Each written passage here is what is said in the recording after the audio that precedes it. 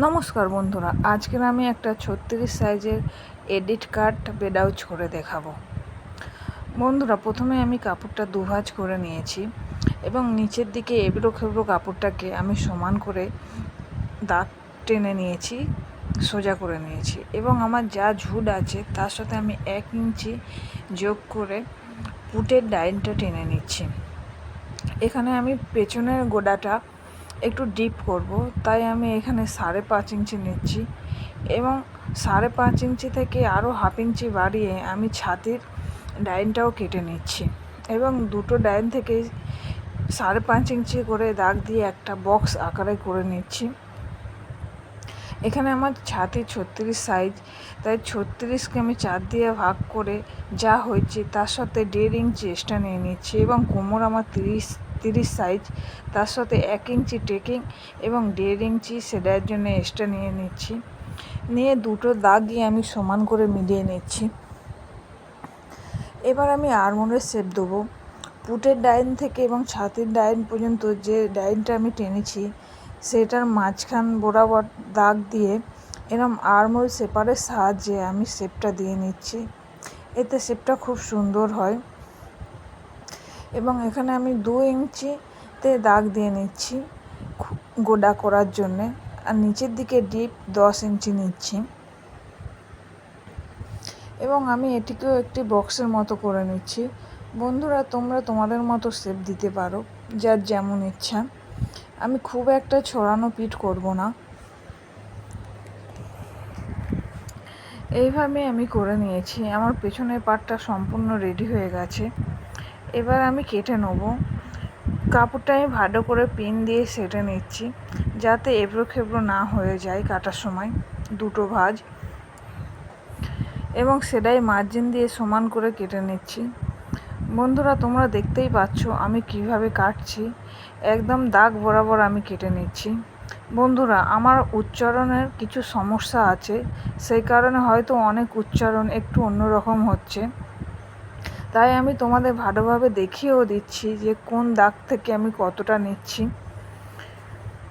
এবার পেছনের পার্টটা যা আছে তার থেকে, যে পেছনের পার্টের যা ঝুল তার থেকে আমি 3 ইঞ্চি এক্সট্রা নিচ্ছি। মোটামুটি ঝুল আমার এখানে 14.5 ছিল।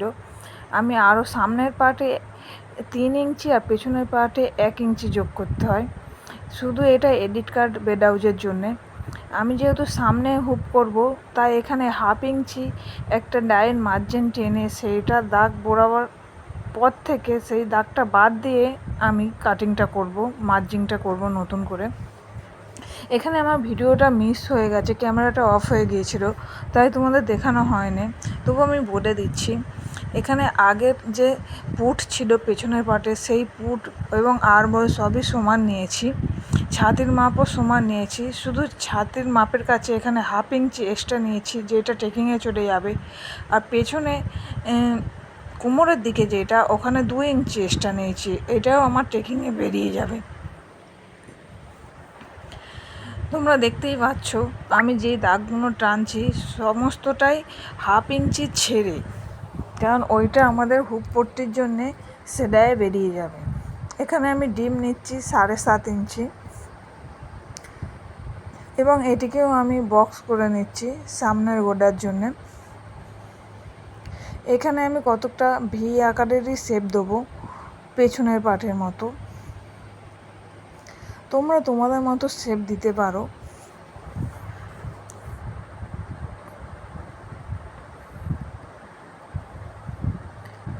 বন্ধুরা, যারা নতুন শিখছো তারাও অবশ্যই একবার এইভাবে করে দেখতে পারো। অবশ্য আমি এটা ডাইরেক্ট কাপড়েই করছি, তোমরা চাইলে পেপারেও করতে পারো।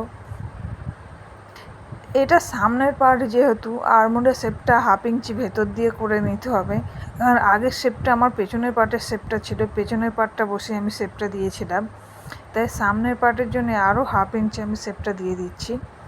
এখানে আমার পয়েন্ট যা আছে তার সাথে আমি হাফ ইঞ্চি যোগ করে নেব। আমার পয়েন্ট 10.5 ছিল, আমি হাফ ইঞ্চি যোগ করে 11 ইঞ্চিতে নিয়েছি এবং সাইড দিয়েও ছাতি যা থাকবে সেটাকে আমি 10 দিয়ে ভাগ করে নেব।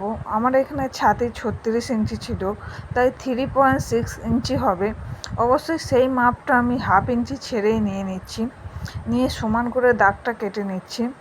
এবং নিচের দিকেও যে বেডের দাগটা আছে, নিচের বেডটা আমার 3 ইঞ্চি ছিল, যেটা এক্সট্রা নিয়েছি, সেই দাগ বরাবর সমান করে নিচ্ছি।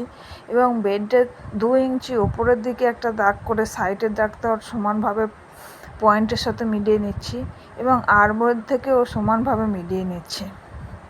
এবং চতুর্দিকে 1.5 ইঞ্চি করে আমি দাগ দিয়ে নিচ্ছি। এই 1.5 ইঞ্চি বাদ দিয়ে আমাদের টেকিংটা হবে। পুরো 1.5 ইঞ্চি করে আমি বাদ দিয়ে দিয়েছি। যেহেতু নিচের দিকে আমার 2 ইঞ্চি টেকিংয়ের জন্য এক্সট্রা নেওয়া ছিল, তাই দু সাইডে 1 ইঞ্চি করে আমি টেকিংয়ের দাগটা দিয়ে দিচ্ছি। এবং হুক পট্টির দিকে আমার 1 ইঞ্চি টেকিং আছে, তাই দু সাইডে 1/2 ইঞ্চি করে 1 ইঞ্চি টেকিং দিচ্ছি।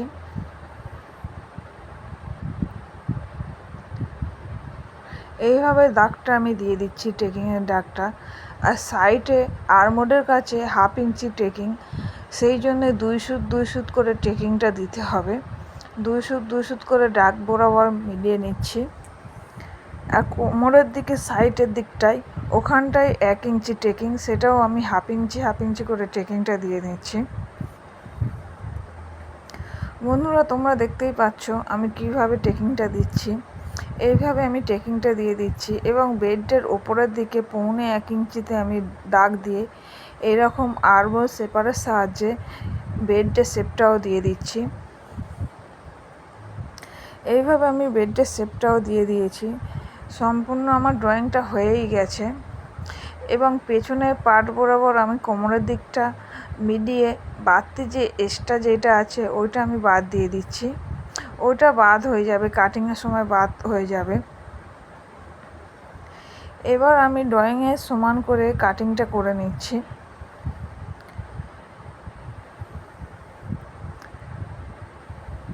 বন্ধুরা, কারোর যদি বুঝতে অসুবিধা হয় অবশ্যই আমাকে কমেন্ট করে জানাবে, তাহলে আমি পরবর্তীকালে আরও অন্য ভিডিও দিয়ে ভালোভাবে বুঝিয়ে দেবো। কারণ আমি খুব একটা এখনও ভিডিও সেরকম ছাড়িনি, তাই হয়তো অসুবিধা হচ্ছে তোমাদের বোঝাতে।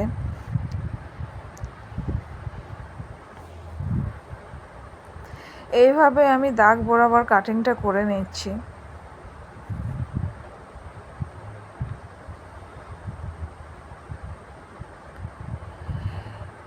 এই কাটিংটা পুরো ডাইরেক্ট কাপড়েই হয়ে যায়, পেপার কাটিং আলাদা করে করতে হয়নি।